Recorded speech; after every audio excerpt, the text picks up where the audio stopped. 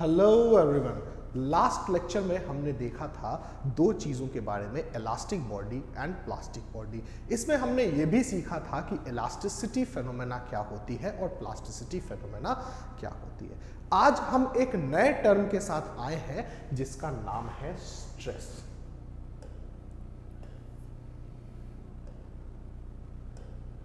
जिसका नाम है स्ट्रेस।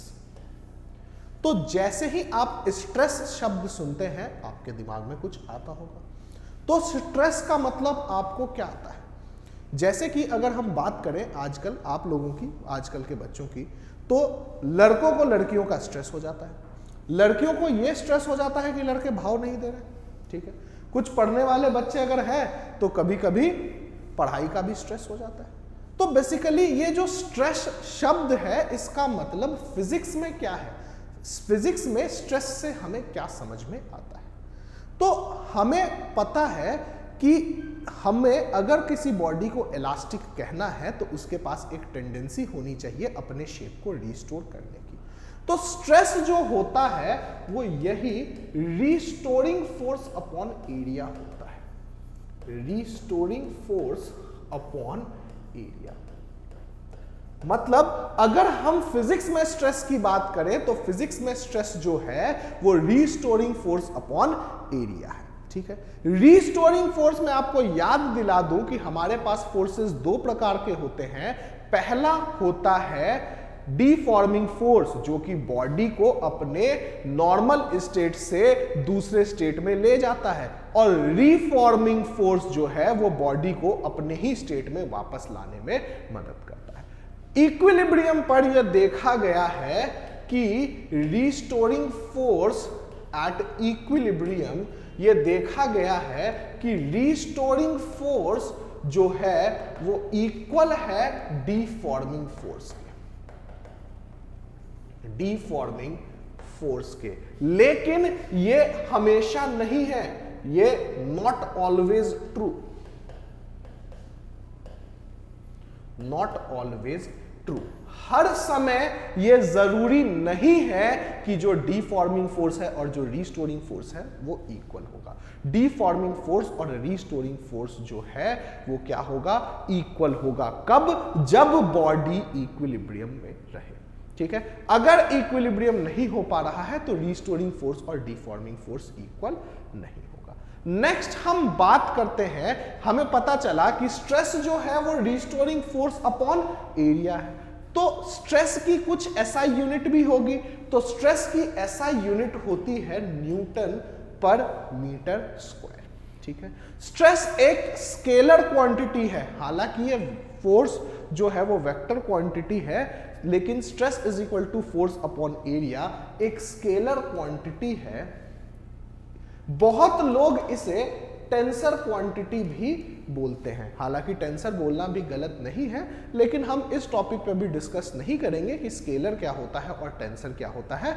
हम स्ट्रेस को स्केलर या टेंसर दोनों ही बोल सकते हैं। हमारे सिलेबस के अकॉर्डिंगली हमारे लिए स्ट्रेस जो है वो स्केलर क्वांटिटी है। ठीक है, तो स्ट्रेस बेसिकली बॉडी में क्या करती है, बॉडी को वापस अपने शेप में लाने की कोशिश करती है। ठीक है, तो अगर हम इस स्ट्रेस की बात करें तो यह स्ट्रेस बॉडी में तीन प्रकार की चीजें कर सकती है। पहली जो चीज है वो चीज है आपकी चेंज इन लेंथ। अगर आप कोई स्ट्रेस लगा रहे हैं तो बॉडी में लेंथ में चेंज आ सकता है। दूसरी जो चीज है स्ट्रेस के बारे में, आप बोल सकते हैं कि बॉडी के वॉल्यूम में चेंज आ सकता है। और तीसरी जो चीज है वो हम कह सकते हैं कि बॉडी के शेप में चेंज आ सकता है। तो इसलिए अब हम टाइप्स ऑफ स्ट्रेस पढ़ेंगे और हमारे पास टाइप्स ऑफ स्ट्रेस तीन है। टाइप्स ऑफ स्ट्रेस, तो स्ट्रेस हमारे पास तीन प्रकार के हैं। पहले स्ट्रेस को आपने लॉन्गिट्यूडनल स्ट्रेस बोला। पहला स्ट्रेस हमारा क्या है, लॉन्गिट्यूडनल स्ट्रेस। दूसरा स्ट्रेस हमारा क्या है, वॉल्यूमेट्रिक स्ट्रेस। और तीसरा स्ट्रेस हमारा शियर स्ट्रेस है। हम बात करते हैं कि लॉन्गिट्यूडनल स्ट्रेस, वॉल्यूमेट्रिक स्ट्रेस और शियर स्ट्रेस क्या क्या है, एक एक करके देखते हैं। तो सबसे पहले हम आ जाते हैं लॉन्गिट्यूडनल स्ट्रेस पे, लॉन्गिट्यूडनल स्ट्रेस पे। तो लॉन्गिट्यूडनल स्ट्रेस में हमें यह समझना है कि लॉन्गिट्यूडनल स्ट्रेस जो है वो दो तरीके का हो सकता है, पहला टेंसाइल और दूसरा कंप्रेसिव। तो लॉन्गिट्यूडनल स्ट्रेस क्या है, पहला जो है हमारा टेंसाइल है और दूसरा जो है वो कंप्रेसिव है। ठीक है, मतलब अगर आप किसी बॉडी को कंप्रेस करेंगे तो उसका जो रीस्टोरिंग फोर्स है वो बॉडी को अपने ओरिजिनल पोजीशन पर ले जाना चाहेगा और इसमें जो स्ट्रेस लगेगा उसे आप क्या बोलेंगे, टेंसाइल स्ट्रेस। एंड अगर आप किसी बॉडी को इलोंगेट करेंगे और इसका रीस्टोरिंग फोर्स जो है वो इस बॉडी को वापस अपने शेप पर लेके जाएगा तो इस स्ट्रेस को आप क्या बोलेंगे, कंप्रेसिव स्ट्रेस। ठीक है, हो सकता है आपको यहां पे एक कंफ्यूजन हो कि टेंसाइल स्ट्रेस तब लगे जब बॉडी को क्या करना हो, इलोंगेट करना हो। नहीं, बॉडी जब इलोंगेटेड स्टेट में होगी तो इसकी रीस्टोरिंग फोर्स कोशिश करेगी कि इसे नॉर्मल शेप में लेके आए और नॉर्मल शेप में लाने के लिए रीस्टोरिंग फोर्स को कंप्रेशन करना पड़ेगा। तो जब भी बॉडी अपने इलोंगेटेड स्टेट में रहेगी तो स्ट्रेस जो होगा वो क्या होगा, कंप्रेसिव स्ट्रेस होगा। और जब भी बॉडी कंप्रेस्ड स्टेट में रहेगी, बॉडी की रीस्टोरिंग फोर्स ये चाहेगी कि बॉडी को इसके ओरिजिनल शेप में लेके जाए, तो जो स्ट्रेस होगा वो क्या होगा, टेंसाइल स्ट्रेस होगा। तो स्ट्रेस का जो बेसिक फॉर्मूला है फोर्स अपॉन एरिया या फिर रीस्टोरिंग फोर्स अपॉन एरिया, यही फॉर्मूला हमारा एप्लीकेबल है कहां पे, लॉन्गिट्यूडनल स्ट्रेस में। लेकिन यहां पे हमें ध्यान देना है कि ये जो एरिया है ये एरिया ऑफ क्रॉस सेक्शन है। ये एरिया कौन सा है, एरिया ऑफ क्रॉस सेक्शन। तो लॉन्गिट्यूडनल स्ट्रेस जो है वो restoring force upon area of cross section होगा। लॉन्गिट्यूडनल स्ट्रेस के बारे में हमें एक और चीज जानना जरूरी है, वो ये है कि लॉन्गिट्यूडनल स्ट्रेस सिर्फ और सिर्फ सॉलिड्स में लगेंगी, ओनली फॉर सॉलिड्स। ये फ्लूइड्स मतलब लिक्विड और गैसेस में लॉन्गिट्यूडनल स्ट्रेस नहीं लगेगी।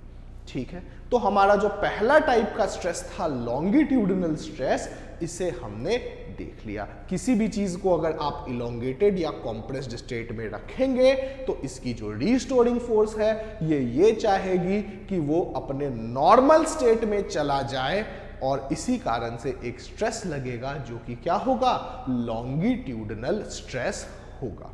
आइए चलते हैं दूसरे स्ट्रेस पर जो कि हमारा क्या है, volumetric stress. Volumetric stress, volumetric stress की अगर आप बात करें तो आप इसे एक और नाम देते हैं हाइड्रोस्टैटिक स्ट्रेस। Hydrostatic stress. अब बात करते हैं कि हम इसे हाइड्रोस्टैटिक स्ट्रेस क्यों बोलते हैं। जनरली ऐसा देखा गया है कि जब आप किसी चीज को वाटर में इमर्ज कर देंगे, वाटर में डुबा देंगे, तो उस पर वाटर चारों तरफ से फोर्सेस लगाएगी, जिस फोर्स के कारण उसके वॉल्यूम पर प्रभाव आ सकता है। इस कारण से हम इस वॉल्यूमेट्रिक स्ट्रेस को हाइड्रोस्टैटिक स्ट्रेस भी बोलते हैं। जैसे कि मैं एक एग्जांपल देके आपको डेमोन्स्ट्रेट करने की कोशिश करूंगा कि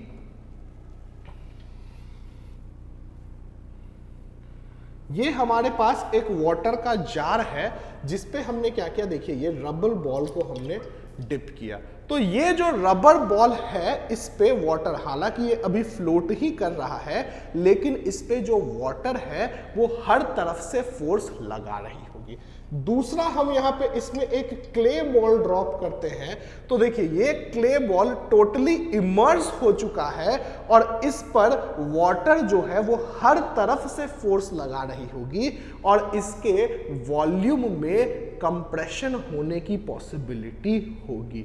इसी स्ट्रेस को, इस फोर्स के कारण जो स्ट्रेस लग रहा होगा, इसी स्ट्रेस को हम वॉल्यूमेट्रिक स्ट्रेस बोलते हैं। तो वॉल्यूमेट्रिक स्ट्रेस का भी अगर हम फॉर्मूले की बात करें तो फॉर्मूला हमारा क्या होगा? Force upon area. लेकिन यहां पे जो एरिया है वो एरिया कौन सा एरिया है? तो अगर आप, क्योंकि यहां पे हमने एक बॉल लिया था तो बॉल में तो उतना ज्यादा ये क्लियर नहीं था, बट आप इमेजिन कीजिए कि अभी हमने जो वाटर में बॉल को ड्रॉप किया था वहां पे हम एक रूबिक्स क्यूब ड्रॉप कर देते, तो रूबिक्स क्यूब पे जो वाटर फोर्सेस लगाता वो क्या होता? परपेंडिकुलर फोर्सेस होता। तो यहां पे जो एरिया है ये area perpendicular to the forces. कौन सा एरिया लेना है? Area perpendicular to the forces. ठीक है, तो ये हमारा क्या है? आपका volumetric stress, force upon area. Force कौन सा है? रीस्टोरिंग फोर्स है, अपॉन एरिया। एरिया कौन सा लेंगे वॉल्यूमेट्रिक स्ट्रेस के कंडीशन में? तो area perpendicular to the forces लेंगे। जैसे हमने देखा था कि हमारा लॉन्गिट्यूडिनल स्ट्रेस सिर्फ सॉलिड्स के लिए लगता है, ये volumetric stress applicable for all solid liquids and gases, for all solid liquid and gases. तीनों स्टेट ऑफ मैटर के लिए ये लॉन्गिट्यूडिनल स्ट्रेस जो है, ये जो वॉल्यूमेट्रिक स्ट्रेस है ये एप्लीकेबल है। नेक्स्ट दो चीजें हम और समझना चाहेंगे कि यहां पे वॉल्यूमेट्रिक स्ट्रेस के कारण शेप में कोई भी चेंज नहीं आता है। मतलब अगर आप स्फेरिकल बॉल ड्रॉप करेंगे तो वो स्फेयर ही रहेगा। क्यों रहेगा स्फेयर? क्योंकि अभी हमने वाटर के डेमोन्स्ट्रेशन में देखा था कि वाटर उस स्फेयर को हर तरफ से फोर्स लगा करके क्या कर रहा है? कंप्रेस करने की कोशिश कर रहा है। इस कारण से ये जो शेप ऑफ द ऑब्जेक्ट है वो चेंज नहीं करेगा। तो हम यहां पे बोल सकते हैं कि shape of the object does not changes, does not changes. अब अगर आप ध्यान दें तो आपके पास शेप में तो चेंज नहीं है लेकिन वॉल्यूम में चेंज है, जिसके कारण वॉल्यूम और डेंसिटी, वॉल्यूम में चेंज है, मास में कोई चेंज है नहीं, तो डेंसिटी में चेंज आएगा। तो हम नेक्स्ट जो इंपॉर्टेंट पॉइंट है वो लिख सकते हैं कि वॉल्यूम एंड डेंसिटी चेंजेस। तो वॉल्यूमेट्रिक स्ट्रेस या हाइड्रोस्टैटिक स्ट्रेस वो स्ट्रेस है जो वॉल्यूम या डेंसिटी ऑफ द ऑब्जेक्ट को चेंज कर सकती है और ये तीनों स्टेट्स ऑफ मैटर में एप्लीकेबल है। ठीक है, अब हम बात करेंगे तीसरे स्ट्रेस की, जिसका नाम हमने दिया है शियर स्ट्रेस। तो शियर स्ट्रेस की बात करें, शियर स्ट्रेस को हम प्यार से दूसरे नाम से भी बुला सकते हैं, टेंजेंशियल स्ट्रेस, टेंजेंशियल स्ट्रेस। ठीक है, तो शियर स्ट्रेस बोले या प्यार से टेंजेंशियल स्ट्रेस बोल दे, बात क्या है? बराबर है। अब देखिए समझिएगा शियर स्ट्रेस का मतलब क्या होता है। शियर स्ट्रेस का मतलब यह होता है कि आप सबसे पहले यह समझना होगा कि shear stress only for solids. क्योंकि मैं एग्जांपल दूं और आप लिक्विड इमेजिन करने लगे तो शियर स्ट्रेस समझ नहीं पाएंगे। ठीक है, इमेजिनेशन पे तो कोई जोर है नहीं, सॉलिड समझाऊंगा, समझेंगे लिक्विड। तो आइए देखिए, शियर स्ट्रेस का मतलब क्या है कि आपने किसी सॉलिड को लिया और सॉलिड के किसी एक सरफेस पर फोर्स लगाया। जैसे मान लीजिए ये सॉलिड है, इसके हमने एक सरफेस पे फोर्स लगाया तो ये नीचे का सरफेस फिक्स्ड रहे और ये ऊपर का सरफेस क्या हो जाए? फोर्स के डायरेक्शन में मूव कर जाए। देखिए ये सरफेस पहले स्ट्रेट था, हमने यहां से इस पे फोर्स लगाया तो ये सिर्फ ऊपर से टिल्ट हुआ और नीचे से इसका बेस क्या रहा, सेम रहा। तो देखिए ये क्या बोलना चाह रहा है, ये बोलना चाह रहा है कि आपने कुछ एक ऐसा सॉलिड ले लिया, इस पे आपने इस सरफेस पे फोर्स लगाया तो यहां पे अब जो सॉलिड का ये सरफेस था वो कुछ ऐसा हो गया। ठीक है, मतलब जो व्हाइट पोर्शन है वो ओरिजिनल सॉलिड था और जो येलो पोर्शन है अब फोर्स लगने के बाद का सॉलिड है। अगर आप यहां पे बेस को कंसीडर करें तो ये जो बेस है ये दोनों में ही क्या है, सेम है, फिक्स्ड है। मतलब हमने जिस सरफेस पे फोर्स लगाया वही सरफेस मूव किया, बाकी सरफेसेस मूव नहीं किए। तो शियर स्ट्रेस में क्या हुआ, change in shape. Shear stress में क्या हुआ, change in shape of the object, change in shape of the object. Tangential stress क्यों बोल रहे हैं, क्योंकि हमने एक तरीके से कह सकते हैं कि जो फोर्स लगाया वो फोर्स टेंजेंशियल लगाया। क्या इसके वॉल्यूम में चेंज हुआ, तो इसके वॉल्यूम में हमारे पास कोई भी चेंज नहीं हुआ, इसके वॉल्यूम में हमारे पास कोई भी चेंज नहीं हुआ। तो हमने यहां पे क्या बोला, नो चेंज इन वॉल्यूम। ठीक है, अब हर स्ट्रेस में हमने देखा कि आपका जो एरिया है वो एरिया अलग अलग है। पहले में हमने क्या देखा था, कौन सा स्ट्रेस था, लॉन्गिट्यूडिनल स्ट्रेस, एरिया कौन सा था, क्रॉस सेक्शनल एरिया। दूसरा स्ट्रेस कौन सा था, वॉल्यूमेट्रिक स्ट्रेस, एरिया कौन सा था, area perpendicular to the forces. तो यहां पे भी जब आप शियर स्ट्रेस का फॉर्मूला लिख रहे होंगे, फोर्स अपॉन एरिया, तो ये एरिया कोई सा लेना पड़ेगा। तो ये एरिया उस फेस का लेंगे या उस सरफेस का लेंगे जिस पे हमने टेंजेंशियल फोर्स अप्लाई किया।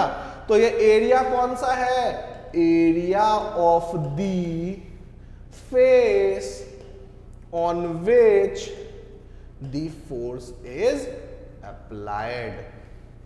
उस फेस का एरिया जिस पर फोर्स को क्या किया गया है, अप्लाई किया गया है। ठीक है, तो ये हमारे पास क्या हो गए, तीन प्रकार के स्ट्रेस हो गए। ठीक है, अब स्ट्रेस के बाद जो हमें अलग अगली क्वांटिटी पढ़नी है वो हमें पढ़नी है स्ट्रेन। ठीक है, तो देखिए स्ट्रेन की बात करें, फिर से बात करेंगे कि स्ट्रेन शब्द से कुछ तो हमें समझ में आता होगा। तो सिंपल सा मतलब है कि जब आप किसी बॉडी पे फोर्स लगा रहे हैं तो उसमें डिफॉर्मेशन हो रहा है।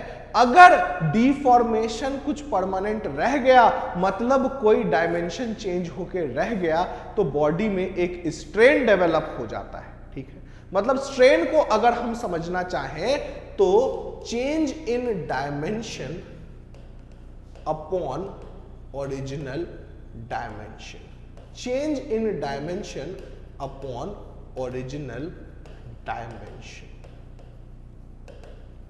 ठीक है, नॉर्मल लाइफ में स्ट्रेन बोले तो बोलते हैं स्ट्रेन में है हम। ठीक है, बोलते हैं स्ट्रेन तनाव है। ठीक है, स्ट्रेस को तनाव बोलते हैं, स्ट्रेन। ठीक है, तो जैसे ज्यादा पढ़ाई का ज्यादा स्ट्रेस ले लेंगे तो स्ट्रेन हो जाएगा, थोड़ी सी पागलपन डेवलप हो जाएगी, इसीलिए ज्यादा नहीं पढ़ेंगे, उतना ही पढ़ेंगे जितना इंपॉर्टेंट है। तो स्ट्रेन क्या है, स्ट्रेन है change in dimension upon original dimension. तो भाई साहब स्ट्रेस था तीन प्रकार का, तो स्ट्रेन भी तीन प्रकार का होगा। ज्यादती तो हम स्ट्रेन के साथ करेंगे नहीं, तो कौन कौन सा स्ट्रेन हो जाएगा, तो बोलेंगे भाई लॉन्गिट्यूडिनल स्ट्रेन हो जाएगा। दूसरा वाला स्ट्रेन कोई बता सकता है तो बता ही देंगे, दूसरा वाला स्ट्रेन हो जाएगा वॉल्यूमेट्रिक स्ट्रेन। और तीसरा स्ट्रेन भी तो होना चाहिए कुछ, तो तीसरे स्ट्रेन को आप लिख देंगे शियर स्ट्रेन। ठीक है, तो तीन प्रकार के स्ट्रेन हो गए, कौन कौन से? लॉन्गिट्यूडिनल स्ट्रेन, वॉल्यूमेट्रिक स्ट्रेन और शियर स्ट्रेन। भाई साहब किसकी बात करें? लॉन्गिट्यूडिनल स्ट्रेन की। तो ये change in dimension upon original dimension. Longitudinal में समझिएगा चेंज किस में होगा? चेंज होगा सिर्फ और सिर्फ लेंथ में। तो आपके पास लॉन्गिट्यूडिनल स्ट्रेन जो आएगा वो आ जाएगा change in length upon original length, upon original length. तो change in length upon original length क्या कहलाएगा? लॉन्गिट्यूडिनल स्ट्रेन कहलाएगा। मतलब आपने कोई फोर्स लगाया और लेंथ में कुछ चेंज रह ही गया, तो उस change in length upon original length को करेंगे तो स्ट्रेन आएगा, जिसको कि आप बोलेंगे लॉन्गिट्यूडिनल स्ट्रेन। यहां change in dimension upon original dimension से पता चल रहा है कि ये एक यूनिटलेस और डायमेंशनलेस क्वांटिटी है। ये क्वांटिटी कैसी है? यूनिटलेस और डायमेंशनलेस क्वांटिटी है। तो लॉन्गिट्यूडिनल स्ट्रेन हमें समझ में आ गया कि लेंथ में चेंज अपॉन ओरिजिनल लेंथ को हम लॉन्गिट्यूडिनल स्ट्रेन बोलेंगे। वॉल्यूमेट्रिक स्ट्रेन भी आप बतला सकते हैं कि ये भाई साहब change in volume upon original volume, change in volume upon original volume, ठीक है। और लास्ट जो हम आएंगे शियर स्ट्रेन, तो शियर स्ट्रेन को थोड़ा सा हम समझना चाहते हैं कि क्या होता है। तो मान लीजिए कि आपने अभी अभी जो शियर स्ट्रेस देखा था वो ये देखा था कि यहां से आपने क्या कर रखा है, यहां से इसे आपने येलो वाले से क्या कर दिया, येलो येलो डर्टी फेलो, ये शेप में चेंज नहीं हुआ, वॉल्यूम में चेंज हुआ, ठीक है। तो यहां पे देखिए ये जो एंगल डेवलप हो रहा है थीटा, यही थीटा क्या कहलाएगा? शियर स्ट्रेन कहलाएगा, ठीक है। थोड़ी सी मैथमेटिक्स अगर इसमें लगा दें तो क्या बात आएगी? थोड़ी सी मैथमेटिक्स लगा दें तो ये जो थीटा है वो छोटा थीटा है, तो tan थीटा के इक्वल कह सकते हैं। तो यहां पे अगर आप इस ओरिजिनल डायमेंशन को x माने और इसे डेल्टा x माने, तो ये थीटा बराबर क्या हो जाएगा? Delta x by x। तो हमारे पास क्या हो गया? तीन प्रकार का स्ट्रेस था और तीन प्रकार का स्ट्रेन आ गया। हर एक स्ट्रेस के साथ एक स्ट्रेन मुफ्त, ठीक है। कोई दिक्कत यहां तक? चलिए, तो स्ट्रेस और स्ट्रेन हमने पढ़ लिया, इलास्टिसिटी और प्लास्टिसिटी हमने पढ़ लिया। फिर एक बहुत महान इंसान आ गए, ठीक है, जिनको कि हमने क्या बोला? जिनको कि हमने बोला हुक साहब, ठीक है। तो हुक साहब ने हमें एक दिया हुक्स लॉ। कभी कभी ऐसा लगता है कि मैं 400-500 साल पहले जन्म ले लेता तो मैं ही साइंटिस्ट होता। अब देखिए हुक साहब ने कितनी अच्छी बात कह दी। हमने पहले ही क्लास में देखा था कि कोई भी मटेरियल जो है वो इलास्टिक, प्योरली इलास्टिक नहीं हो सकता, हर रेंज में इलास्टिक नहीं रहेगा और हर रेंज में प्लास्टिक नहीं रहेगा, ठीक है। तो हुक साहब ने इस चीज को बड़े प्यार से समझा दिया हमें। इन्होंने बोला कि under a certain elastic limit, under a certain elastic limit, stress is directly proportional to strain, ठीक है। मतलब एक लिमिट तक स्ट्रेस और स्ट्रेन आपस में प्रोपोर्शनल होंगे, ठीक है। एक लिमिट के बाद नहीं होंगे। क्यों? एक लिमिट के बाद प्लास्टिसिटी डेवलप होगी और प्लास्टिसिटी डेवलप होने पे stress is directly proportional to strain नहीं होंगे, ठीक है। एक बार दिमाग चल गया तो फिर चल गया, उसका कोई इलाज नहीं है, ठीक है, वो चलता रहेगा, फिर पागलपन के अलग अलग लेवल आ जाएंगे। तो यहां से अगर आप देखेंगे तो stress upon strain is equal to constant, ठीक है।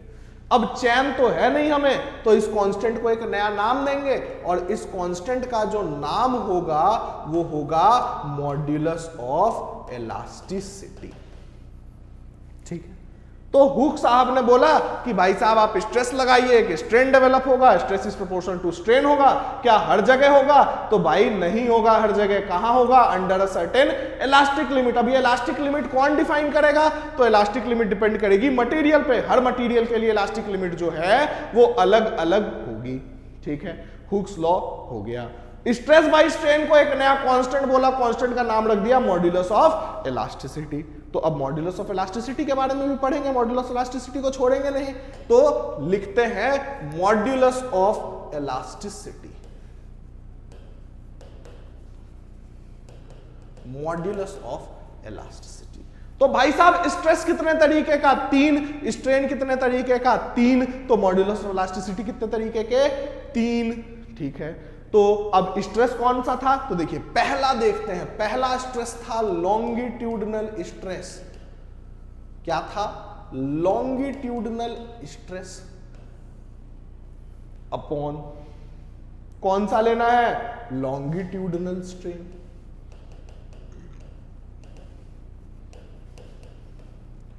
और इसका नाम कोई मॉड्यूलस ऑफ इलास्टिसिटी हुआ इक्वल टू, इसको हमने बोला यंग्स मॉड्यूलस,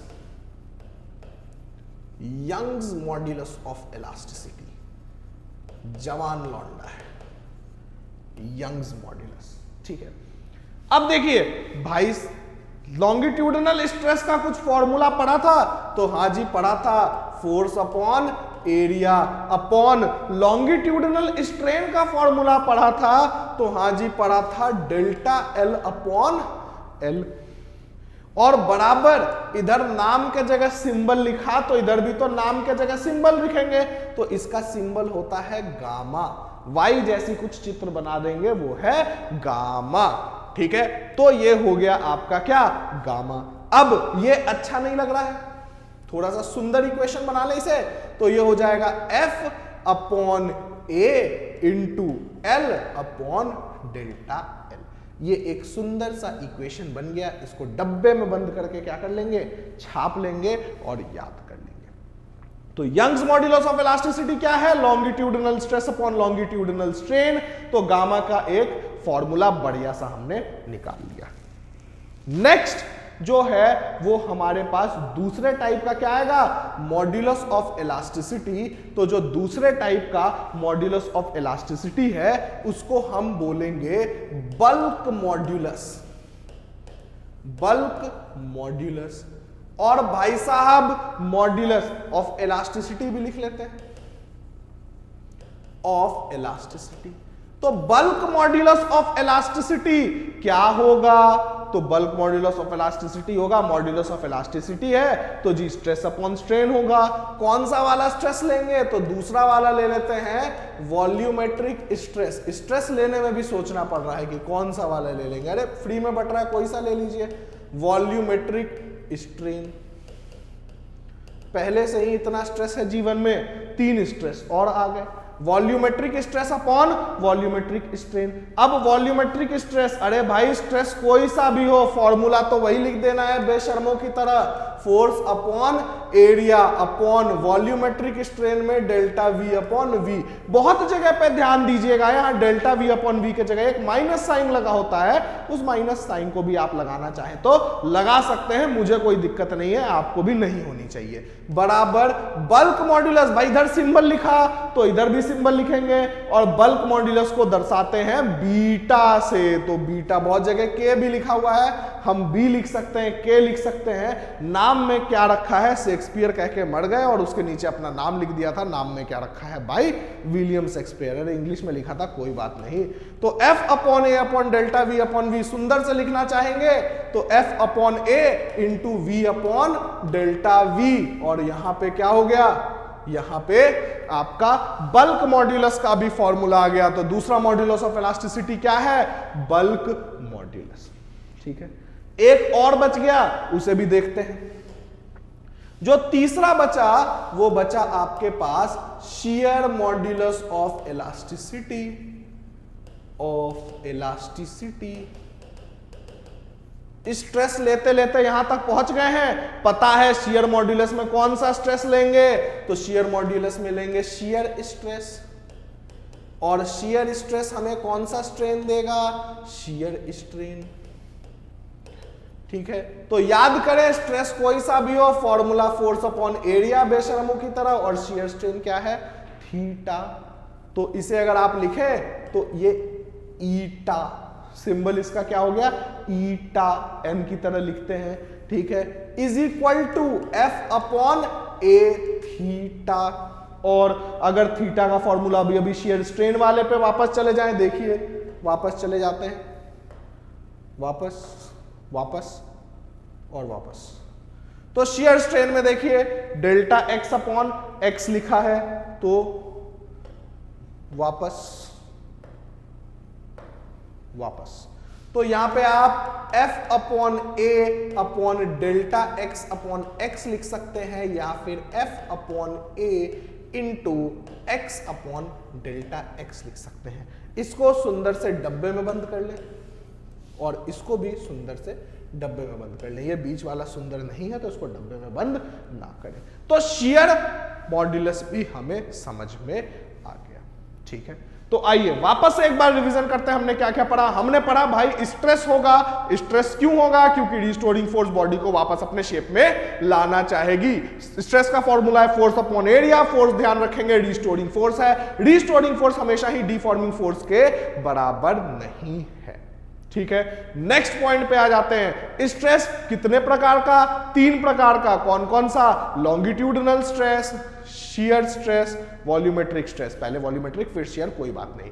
फिर क्या हो जाता है, स्ट्रेस के कारण एक स्ट्रेन आ जाता है। स्ट्रेन भी 3 प्रकार के होंगे, कौन कौन से, लॉन्गिट्यूडिनल स्ट्रेन, वॉल्यूमेट्रिक स्ट्रेन और शियर स्ट्रेन। इसके बाद क्या हो जाएगा, इसके बाद हुक्स नाम के एक साइंटिस्ट आए, उन्होंने बोला कि भाई stress is proportional to strain रहेगा। हमने पूछा क्या हर जगह रहेगा, नहीं हर जगह नहीं रहेगा। तो कब तक रहेगा, एक इलास्टिक लिमिट तक रहेगा। तो एक इलास्टिक लिमिट तक जब stress is proportional to strain रहेगा तो फिर क्या होगा, stress by strain is equal to constant आ जाएगा। क्योंकि स्ट्रेस 3 टाइप के और स्ट्रेन 3 टाइप के, तो मॉड्यूलस ऑफ इलास्टिसिटी भी 3 टाइप की होगी। कौन कौन सी होगी, Young's modulus of elasticity, bulk modulus of elasticity और shear modulus of elasticity. Fast track capsule course हो गया, ठीक है।